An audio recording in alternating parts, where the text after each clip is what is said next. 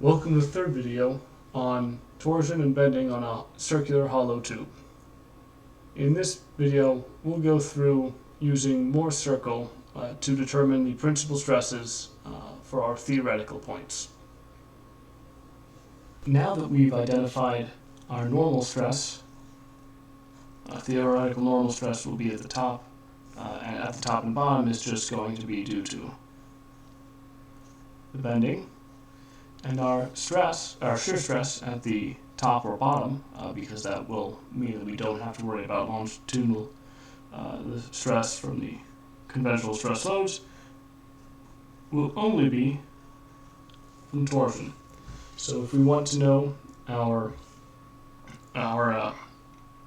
principal stresses, we're going to want to use Mohr's circle. And so to do that, we will simply use Mohr's circle. Hopefully by now you're keenly aware of how to do that. So our state of stress will have some tension if we're looking at the top, or compression if we're looking at the bottom. And then we'll have our shear due to torsion. And we'll draw our circle with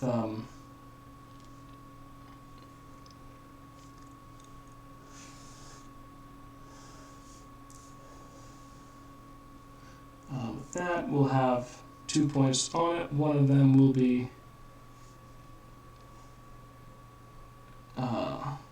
at the normal stress in the y direction, which will always be 0. I have not drawn them there because it's 0, along with the shear stress, which you'll notice is negative.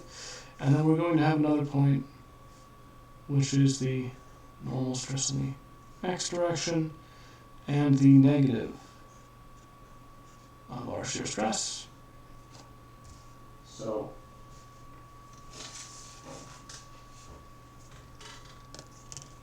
can't deal with this lack of straight lines.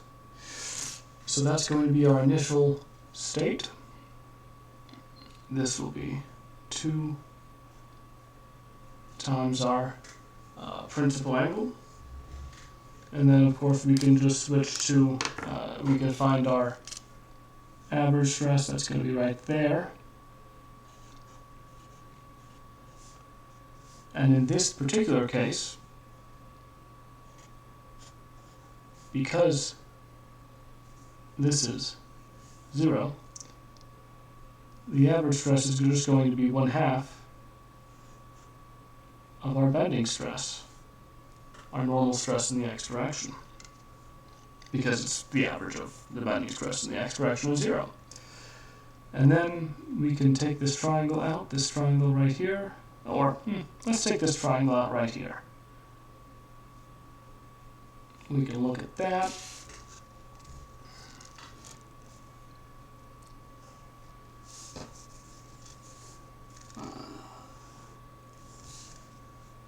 And if we do that, obviously,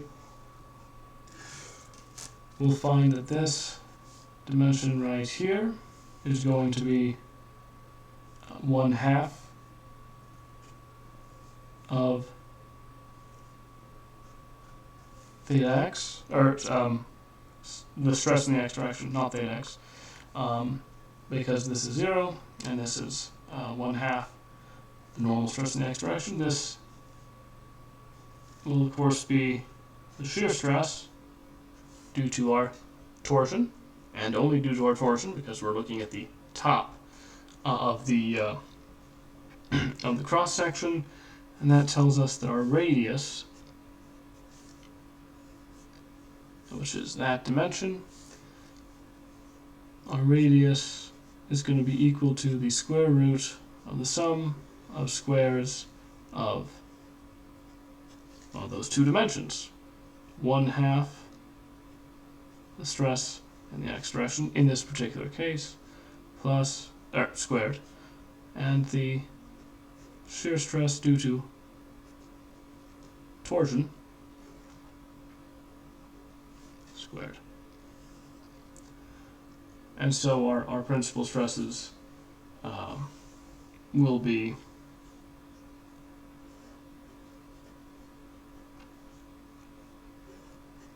the average plus or minus the radius, right? So they'll be right there or there, always will be. And our maximum shear stress is going to be equal to the radius, just like it always is.